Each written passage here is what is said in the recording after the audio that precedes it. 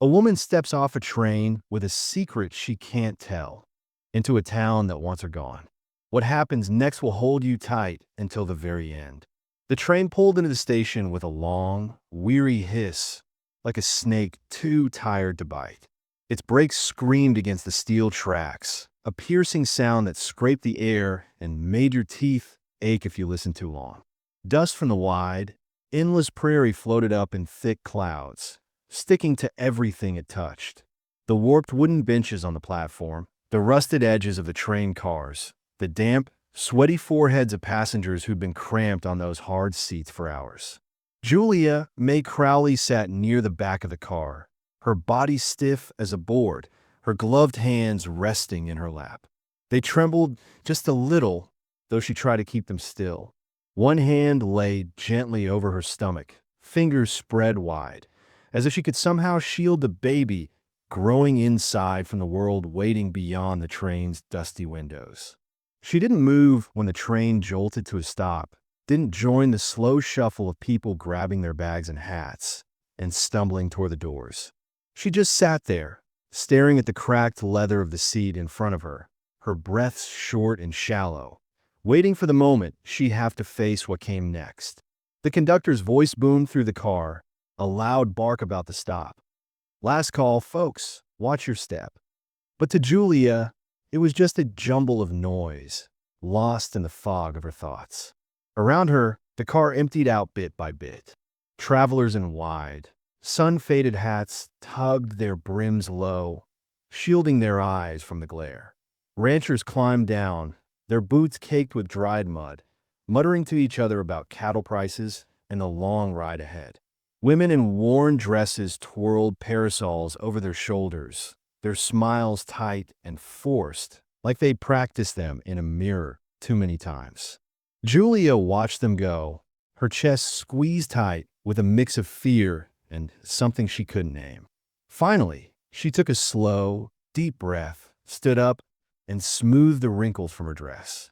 It was a second-hand thing, patched at the hem, the color faded to a dull gray that matched the heaviness in her heart. The fabric hung loose over her frame, but not loose enough to hide the swell of her 6-month belly. She bent down carefully, her movements slow and deliberate, and pulled a small leather suitcase from under the seat. Its edges were cracked, the seams splitting open, held together by little more than grit and hope. It looked just like her, worn out, falling apart but still fighting to hold on. She stepped onto the platform, and the dry heat slammed into her like a wall, sharp and fierce, biting at her cheeks and tugging at the shawl draped over her shoulders. She squinted against the blinding sunlight, taking in the town stretched out before her. It was small, barely a speck on the map. A single dirt street carved through the dust, lined with a saloon where laughter and clinking glasses spilled out through swinging doors. A church with a crooked steeple that leaned like it might topple in the next strong wind.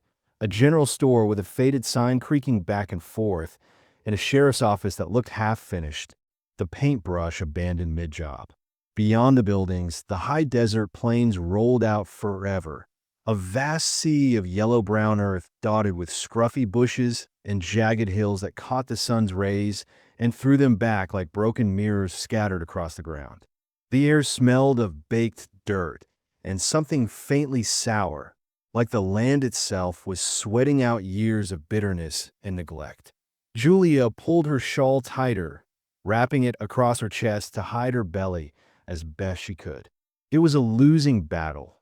The curve was too obvious now, pushing against the fabric no matter how she shifted, but she adjusted it anyway, a reflex born of shame, fear, and a stubborn will to keep going. She always tried, even when it felt useless. Her heart pounded hard against her ribs, a wild, uneven beat that echoed in her ears as she scanned the faces waiting on the platform. Men tipped their hats to each other in quick, gruff greetings. Women nodded short hellos, their eyes darting around like they were looking for something to gossip about. A kid in a patched shirt ran past, chasing a scruffy dog that barked at nothing. Julia didn't know exactly what she was searching for until she saw him, and then she couldn't look away. Silas Ward stood at the far end of the platform, his arms crossed tight over his chest, his boots polished to a shine that didn't belong in this dusty, rough-edged nowhere. His mustache was trimmed sharp, framing a mouth set in a hard, unyielding line, and his wide-brimmed black hat sat spotless on his head, like it had never seen a speck of dirt, just power and pride. He looked like a man who gave orders and expected the world to snap to attention. No questions, no hesitation. In one hand, he clutched the letter she'd sent him weeks ago. The paper creased and crumpled from his grip, the ink smudged but still readable. She'd spent hours writing that letter, her hand shaking as she poured out her story, her hopes, her plea for a chance at something better. Now, seeing it crushed in his fist, her stomach twisted into a knot, a cold dread creeping up her spine. She took a shaky step toward him, forcing a small, nervous smile that felt more like a grimace. "Mr. Ward, I'm Julia May Crowley, from the correspondence. Your widow," he cut in, his voice sharp as a knife, slicing through her words. Her smile flickered, wobbling like a candle flame in a draft. "Yes," she said, softer now, her throat tight. "My fiancé died before we could marry. You didn't say you were pregnant."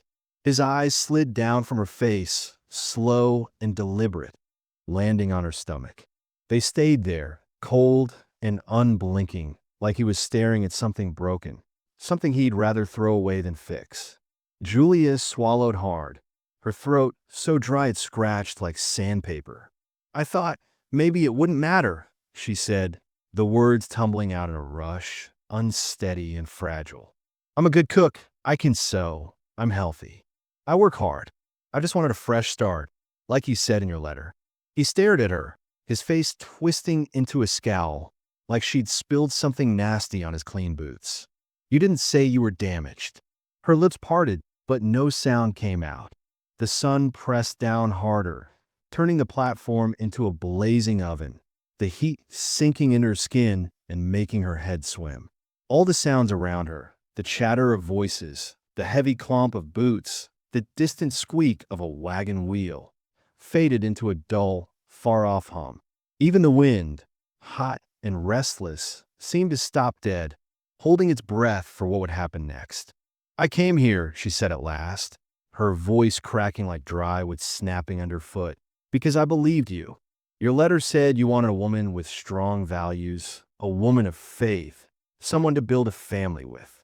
"I didn't mean somebody else's family," he snapped, his voice loud enough to carry across the platform, sharp enough to cut. Heads turned, slow and curious, eyes narrowing as they landed on her. A couple of travelers stopped mid-step, their bags dangling from their hands, staring openly now. A woman in a bonnet whispered something behind a lace fan, her words too soft to hear, but heavy with judgment. Another man, leaning against a post with a cigarette dangling from his lips, smirked and shook his head like he'd seen the show before. Julia's ears buzzed, a high-pitched ring drowning out everything else, her vision blurring at the edges. "I spent every penny I had to get here," she said, desperation leaking into her tone, her hands clenching at her sides. "Please, just let me explain." Silas didn't wait for her to finish. He gripped her letter tighter, then tore it in half with a slow, deliberate rip that echoed in the thick silence. The pieces fluttered down to the dust, landing at her feet like dead leaves, crumpled and useless. "You should have stayed back east," he said, his voice flat and final, no room for argument. He turned on his heel and walked away, his boots clicking against the wooden planks, his back straight and unyielding, leaving her standing there alone in the middle of the platform. Julia didn't move at first, her breath caught somewhere deep in her chest, her legs locked in place. Then her suitcase slipped from her hand, hitting the ground with a dull, heavy thud. The clasp popped open, and her life spilled out into the dirt. Two patched dresses, thin and faded from too many washes, their hems frayed. A Bible with a cracked leather cover, its pages yellowed and curling at the edges from years of use. a pale blue ribbon, soft and unwrinkled, save for the baby's crib she'd pictured in her mind 100 times. She dropped to her knees, her hands shaking as she reached for them, dust coating her fingers and sticking to her gloves. The tears came slow at first, hot and stinging, tracing burning lines down her cheeks. She bit her lip hard, forcing them back, swallowing the sob that clawed at her throat. She couldn't cry. Not here, not now. Not with all these eyes boring into her, watching her fall apart. A little boy in a straw hat pointed from a few feet away, his voice loud and curious. "Mama, why's that lady crying?" His mother grabbed his arm and yanked him back fast, her skirts swishing as she hurried him off, her head ducked low like Julia was something dangerous, something catching. She scooped up the last of her things, the ribbon, the Bible, the dresses, and stuffed them back in his suitcase, her fingers fumbling with the clasp until it snapped shut. She stood, brushing the dust from her knees, her hands still trembling, and started walking down the street. She had no plan, no direction, just the weight of her suitcase dragging at her arm and the double heartbeat thudding in her chest. Hers and the baby's, a quiet rhythm that kept her moving. The town closed in around her, its edges sharp and cold, its buildings looming like silent judges. She stopped at the saloon, her throat so parched it hurt to swallow, and pushed the door open just enough to peek inside. The air smelled of whiskey and sweat, the room loud with men laughing and glasses clinking. "Could I have some water?" she asked, her voice small, barely carrying over the noise.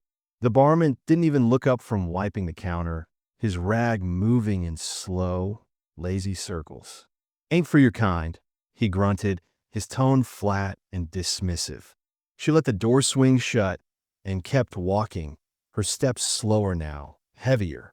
At the general store, she tried again, stepping inside to the jingle of a bell above the door. The shelves were lined with cans and sacks of flour, the air thick with the smell of tobacco and leather. The owner, a wiry man with gray hair and a pinched face, busied himself stacking jars, his eyes sliding past her like she was invisible. "Excuse me," she started, her voice cracking from thirst. "Could I?" He turned his back before she could finish, pretending not to hear, his hands moving faster as if to drown her out. She stood there for a moment, the rejection sinking into her like a stone, then turned and walked out, the bell jingling again as the door closed behind her. The sun sank lower, painting the hills in shades of gold and deep red, the shadows stretching long and thin across the street. Julia's legs ached, her feet dragging with every step, the weight of her belly pulling her down. She found herself on the sagging porch of an old stagecoach office, its windows boarded up with splintered planks, its sign faded to a ghost of letters no one could read anymore. She sank down onto the steps, pulling her suitcase close and hugging it against her chest like it was all she had left to hold on to. Her shoes were scuffed, the soles worn thin from the long journey west. Her lips were cracked, her tongue sticking to the roof of her mouth, her throat so dry it burned.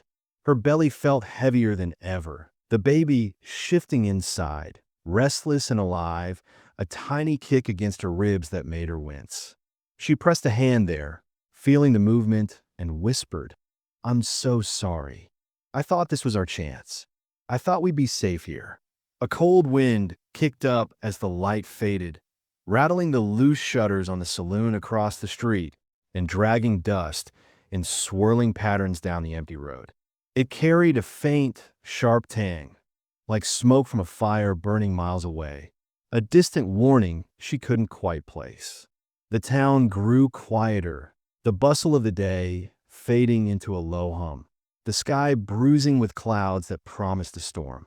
Then she heard it, footsteps slow and heavy, crunching against the gravel like someone wasn't in a hurry to be anywhere. Her head snapped up, her heart lurching into her throat. A man stood there, silhouetted against the last streaks of sunset, his shape dark and solid. He was tall, over 6 feet, with a broad frame that spoke of hard work and harder days. His face was rough, carved by years of sun and struggle. Deep lines etched around his eyes and mouth like a map of things he'd rather forget. A low hat shadowed his features, and a long duster, weathered and frayed at the hem, flapped around his legs in the rising wind. A revolver hung at his hip, its handle worn smooth from use, but his hand stayed empty, dangling loose at his sides. He stopped a few feet from the porch and said nothing, just watched her with a stillness that made her skin prickle, a quiet that felt heavier than words. Julia stood, slow and cautious, her grip tightening on the suitcase until her knuckles whitened, ready to run if she had to.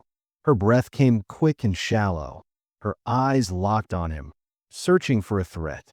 He tipped his hat back with a slow motion, revealing gray eyes, steady, calm, but with something hard buried deep, like a storm waiting under still water. "You got a place to go?" he asked, his voice low, rough around the edges, carrying the weight of someone who didn't talk much. She shook her head, wary, her pulse loud in her ears. "Anyone looking out for you?" Another shake, her gaze never leaving his face. He jerked his chin toward the edge of town, a small, simple motion. "I've got a spot. Ain't fancy, just a stove, a roof that don't leak. You and the kid can rest there if you want." She narrowed her eyes, suspicion curling tight in her chest, her voice sharp with doubt. "Why?" He shrugged, plain and easy, like it was nothing to him. "What happened back there ain't right. It's not your mess to clean up. Don't reckon it is. Still ain't right." She studied him, her heart thudding hard, her mind racing with questions she didn't know how to ask. He didn't shift under her stare, didn't fidget, didn't let his eyes drop to her belly like Silas had. He just looked at her, straight on, no judgment, no pity, then glanced at her suitcase, then up at the sky, where dark clouds were piling up, heavy and ominous. "Storm's coming," he said, his tone matter-of-fact, like it settled everything. Thunder rumbled low over the hills, a deep growl that rolled closer with every passing second, the air growing thick with the promise of rain. Julia hesitated, her breath catching in her throat, her thoughts a tangle of fear and exhaustion. She didn't know this man, didn't know his past or his reasons, but something in his eyes, steady, not cruel, not hungry, made her pause. She gave a small nod, barely a dip of her chin, a decision made in the space between one heartbeat and the next. He stepped forward, reached down, and picked up her suitcase with one hand, lifting it like it weighed nothing, then turned and started walking. She followed, her steps uncertain at first, then sure, the town fading into a blur of dust and shadows behind them. The path twisted out of town, winding through patches of scraggly brush and gnarled juniper trees that bent low under the wind, their branches scratching at the air. The ground was uneven, rocks crunching under her thin soles, the suitcase bumping against his leg as he walked ahead.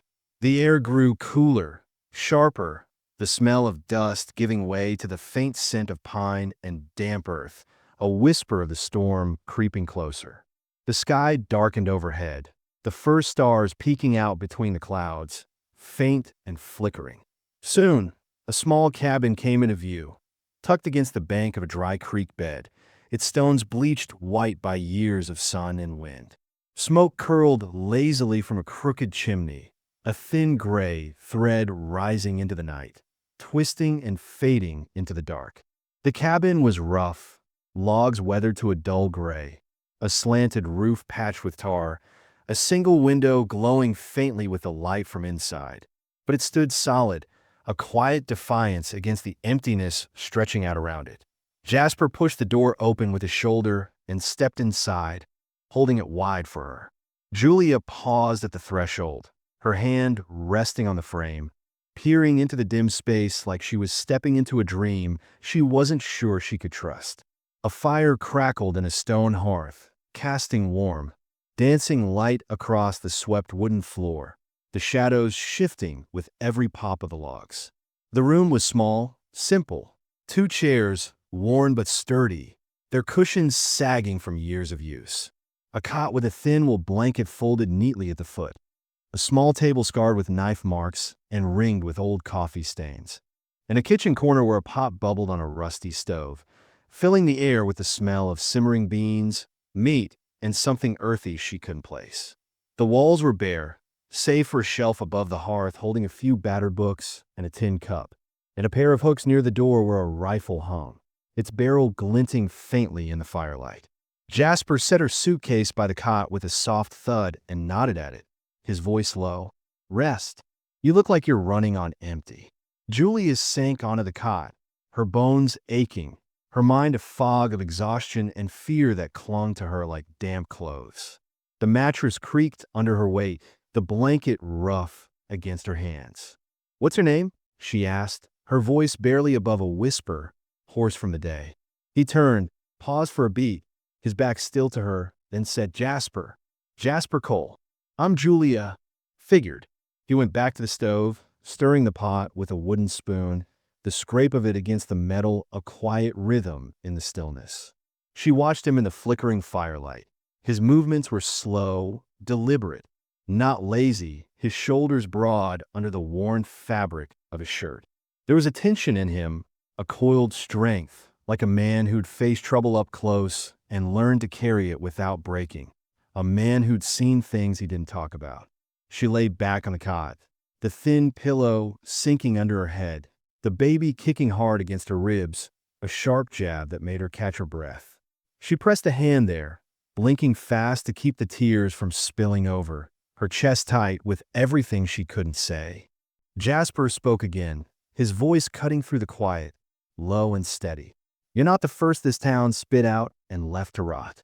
She stared at the ceiling, rough-hewn logs crisscrossing above her, their edges softened by years of smoke and time, and said nothing, her lips pressed tight. "I ain't gonna dig where you don't want me to," he added, turning the spoon in the pot, the steam rising in thin curls. "You're safe here, long as you need to be." She shifted, propping herself up on one elbow, her eyes narrowing slightly. "You expect something for this?" He turned fully now, his brow furrowing, a shadow crossing his face in the firelight. "No." His voice was firm, almost sharp, like the question stung him. "Men usually do," she said, her tone flat, years of hard lessons behind it. "I ain't most men." He held her gaze for a moment, then turned back to the stove, the conversation over as quick as it started.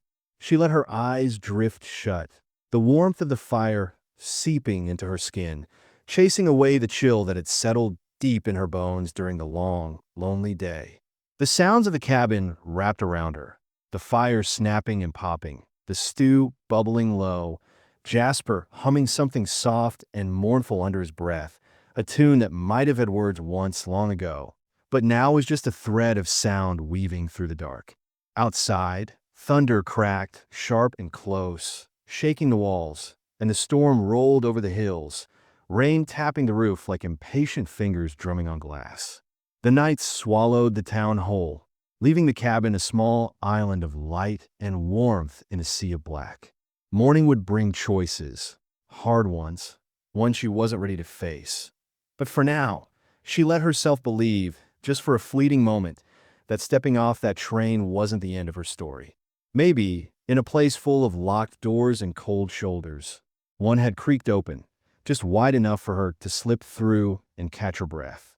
Days stretched into weeks in that little cabin by the creek, the rhythm of it slow and steady, like the ticking of a clock she couldn't see. Jasper was a quiet presence. Up at dawn chopping wood, the steady thwack of his axe echoing through the trees like a heartbeat. Fixing leaks in the roof when the rain came, his boots thudding soft against the shingles. Cooking simple meals of stew or cornbread on the stove, the smell of it filling the small space with something warm and familiar. He didn't push her, didn't ask questions, just let her be, let her breathe.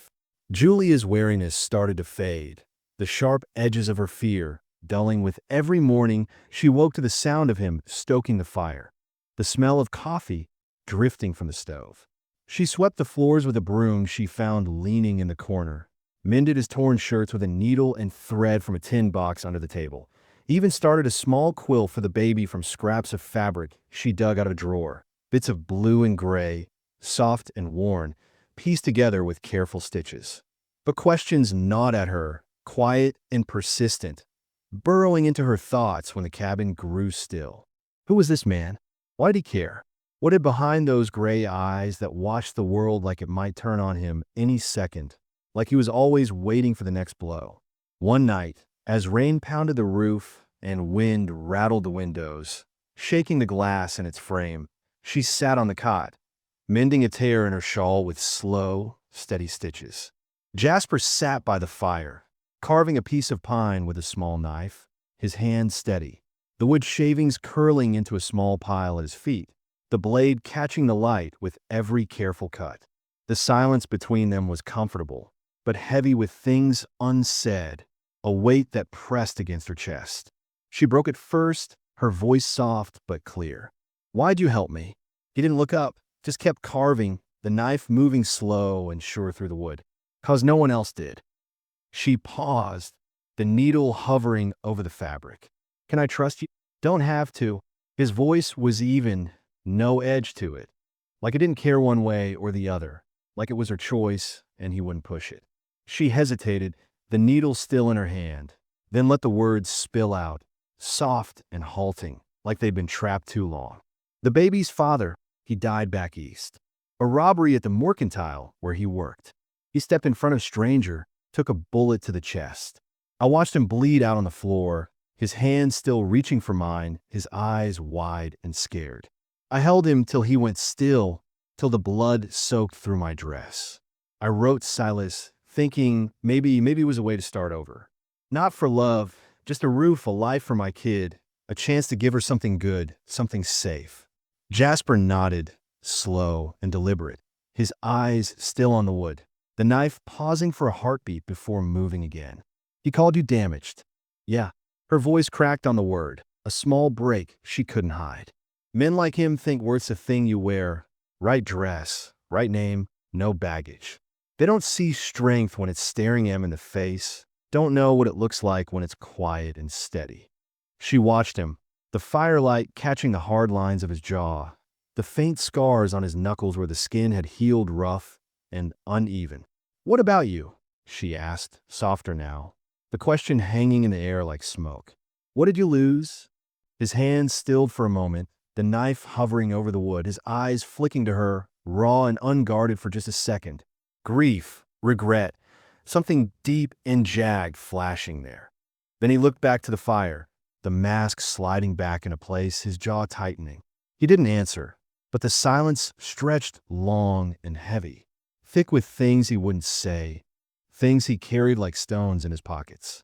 It was enough for her to let it drop, for now, the weight of it settling between them like dust after a storm.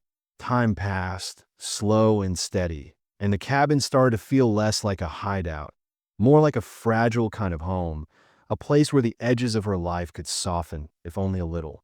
Jasper brought in firewood every morning, stacking it neat by the hearth, the smell of pine filling the air. He fixed the creaky door so it didn't groan every time it opened, patched a hole in the wall where the wind snuck through. Once he left a handful of wildflowers on the table, yellow and tough, their petals bruised but stubborn, like they'd fought the desert to bloom. He didn't say where they came from, and she didn't ask, just set them in the tin cup with a little water and let them sit there, a quiet splash of color in the dim room. She started to notice the small things about him. The way he rubbed his thumb over his knuckles when he was thinking, the way he stood by the window at night, staring out at the dark like he was waiting for something to come creeping out of it. But peace like that, it never lasts long in a place built on dust and grudges. A place where kindness is a rare coin and trust is a gamble. One night, Julia woke to a smell that didn't belong, sharp, bitter wrong. Smoke. Her eyes flew open, heart slamming against her ribs like a trapped bird beating its wings. She sat up fast, the cot creaking loud under her, her breath catching in her throat. Jasper. He was already at the door, shirt half-buttoned, rifle in hand, peering through the crack with his body tense, every muscle coiled. Flames roared outside, orange and wild, licking up the back wall of the cabin, eating through the drywood like it was kindling, the glow seeping through the gaps in the shutters. "Front door, move!" he shouted, his voice cutting through the panic, sharp and urgent. She scrambled to her feet, one arm wrapped tight around her belly, the other grabbing her shawl from the foot of the cot, her hands shaking as she clutched it. Smoke poured in, thick and choking, curling through the gaps in the windows, stinging her eyes and clawing at her lungs until every breath burned. Jasper snatched her suitcase from beside the cot, his movements quick and sure, and threw the door open with a hard shove. The heat hit them like a wave, a wall of fire and ash that pushed them back a step before they stumbled out into the night, the air alive with the crackle of burning wood and the roar of flames chasing them. They ran, the ground uneven under their feet, rocks and roots snagging at her shoes, ash raining down like black snow that stuck to her hair and clothes. Julia's legs wobbled, her breath coming in ragged gasps, her chest tight with smoke and fear, but Jasper stayed close, his hand on her elbow, steadying her when she faltered. Behind them, the cabin groaned, a deep, splintering sound, like bones breaking under too much weight, and then collapsed in a shower of sparks that lit up the dark like fireworks born from hell, the roof caving in with a crash that echoed through the trees. They made it to the tree line, ducking behind a boulder, coughing hard, their lungs raw and scorched, the taste of ash thick on their tongues. Julia's voice came out rough, barely audible over the fading roar. Someone did this. Jasper's jaw clenched, his eyes scanning the shadows beyond the glow, his hand tightening on the rifle. Silas, they wanted us dead. They wanted you dead, he said, his voice low, steady, a quiet fury simmering beneath it. I'm just the one in the way.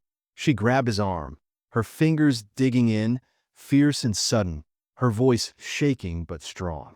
I'm not losing you too.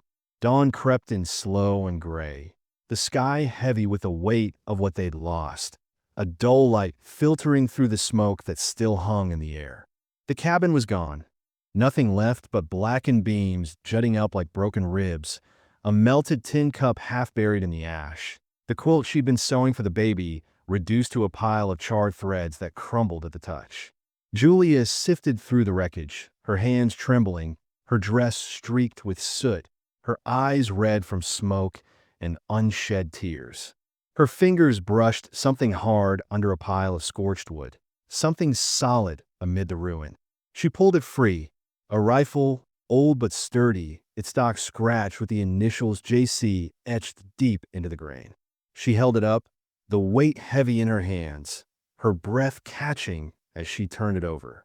Jasper's face darkened, his eyes narrowing as he stepped closer, the lines around his mouth deepening. "Who are you?" she asked, her voice quiet but firm, cutting through the stillness like a blade. He ran a hand over his jaw, rough with days of stubble, and looked away for a moment, out at the ruined shell of their home, the creek glinting faintly in the distance. "Someone who messed up," he said finally, his voice low, heavy with years. "Rode with a crew years back, young, stupid, thought I could carve a name out of the world with grit and a gun. Got people hurt.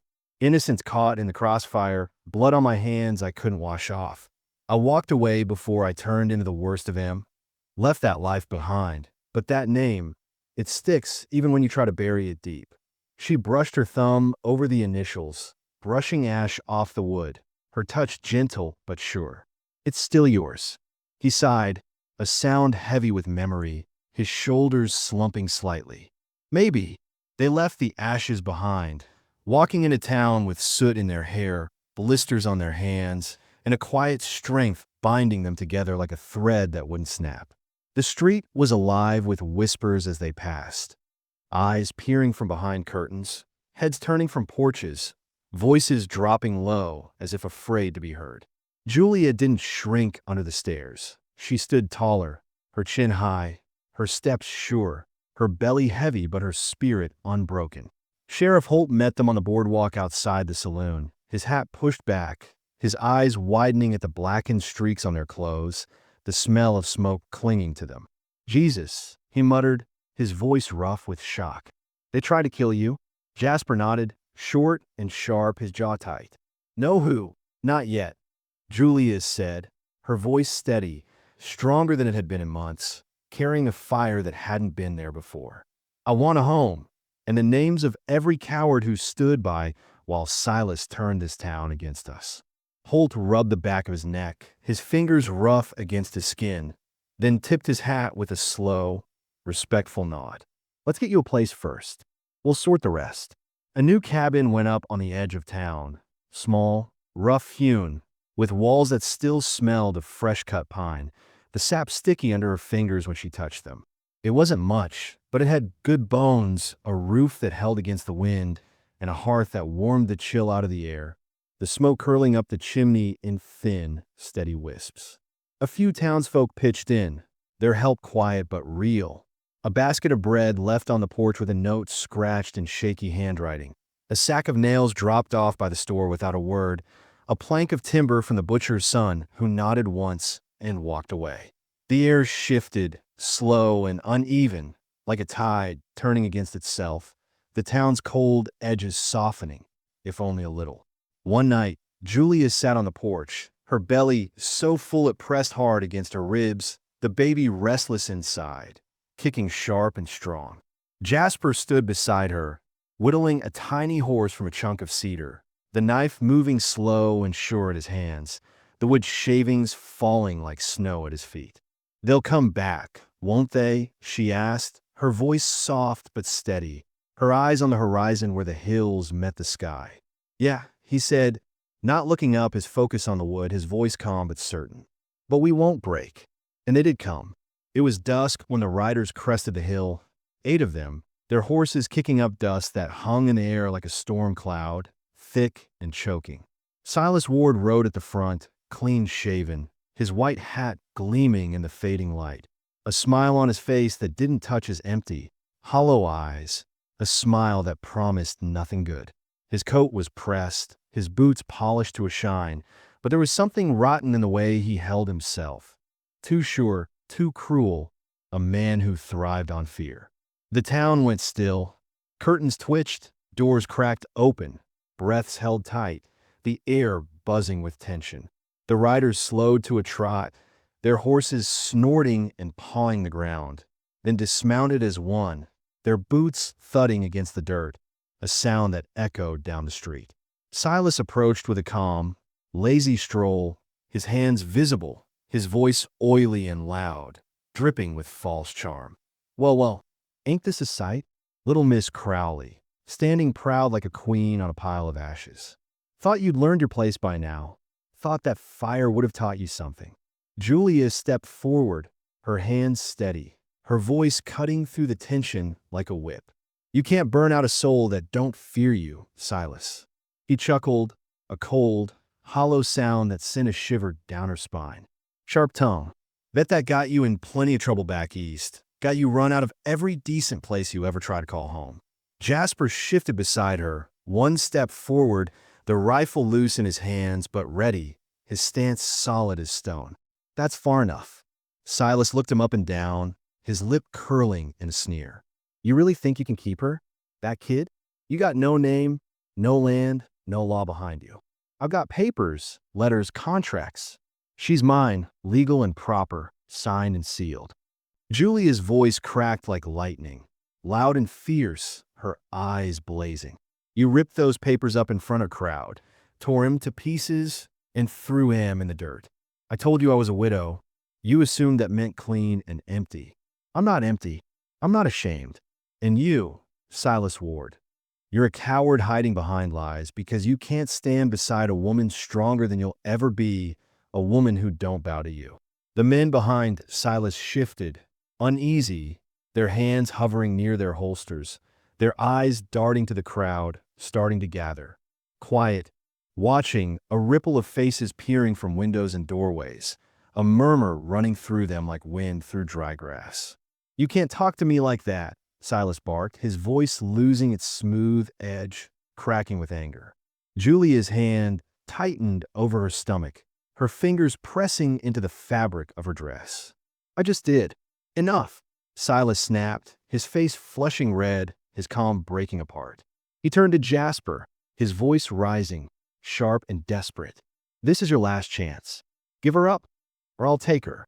Jasper exhaled slow, his grip tightening on the rifle, his eyes steady and cold. Try. The moment snapped like a dry branch underfoot, the air tight and electric.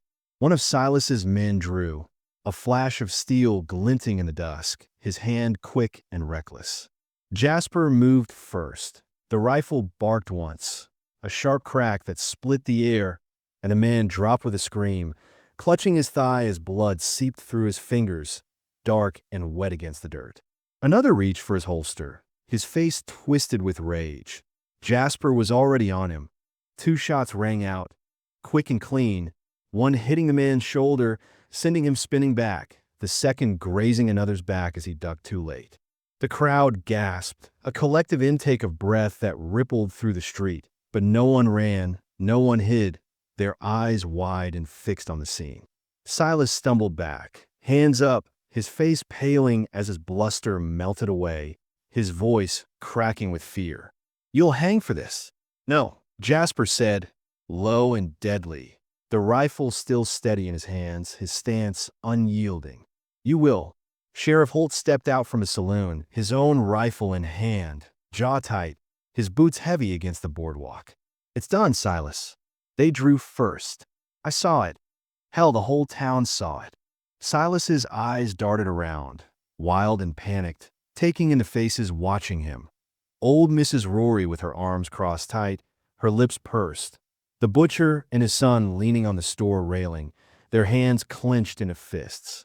The schoolteacher peering from her porch, her glasses glinting in the last light. His men groaned in the dirt, one cursing through gritted teeth, another limping as he tried to stand, blood staining his shirt. Silas turned, his shoulders slumping, his head low, and walked away, his riders trailing behind him, beaten and broken, their steps uneven and slow. No one helped them, no one offered a hand.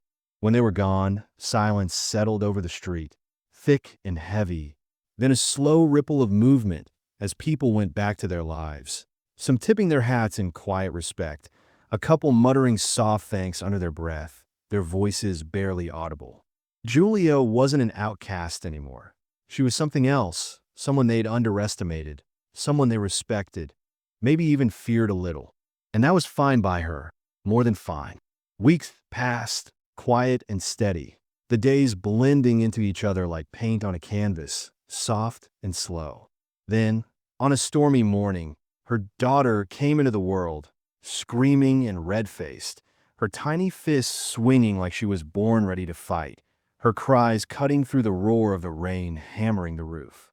Thunder shook the walls, rattling the windows, the wind howling outside like a wild thing set loose, but inside the cabin, it was warm, safe, the fire crackling steady in the hearth. Julia lay on the cot, her hair damp with sweat, her body aching but alive, the pain fading into a fierce, quiet joy as she looked at the baby in her arms. She named her Grace, a word that felt like a promise, a light in the dark she'd carried for so long. Jasper stood beside her, his rough hands gentle as he took the baby, cradling her like she was the most precious thing he'd ever held, his fingers careful against her soft skin. He bent his head low, whispering things no one else heard. Soft words, father's words, promises and dreams spoken in a voice that trembled just a little, and his eyes softened in a way Julia hadn't seen before, the hardness melting away into something tender, something new. They built more than a cabin in those days. They built a life, one where a name wasn't whispered with pity or scorn, where his past didn't cast long, dark shadows over every step they took together. The town started to talk, quiet at first, then louder, a story that grew with every telling, passed from porch to saloon to church pews. The woman who stepped off a train with nothing but a suitcase and a secret, who stood her ground when the world tried to break her. The man with no name who found it again through love and grit, who traded a gun for a home and a family. The fire that couldn't burn them out, the fight that changed a town's heart, turned its cold edges into something warmer, something human. In that harsh corner of the West, where cruelty once ruled like a king with an iron fist, something new took root. A family, a name, a quiet kind of triumph that didn't need to shout to be heard, a strength that grew from ashes and held fast. And it all began with a woman no one wanted, and a man who finally saw her for everything she was: brave, broken, and whole all at once. Loved this tale of fire and heart? Subscribe for more. Let's keep the story burning bright.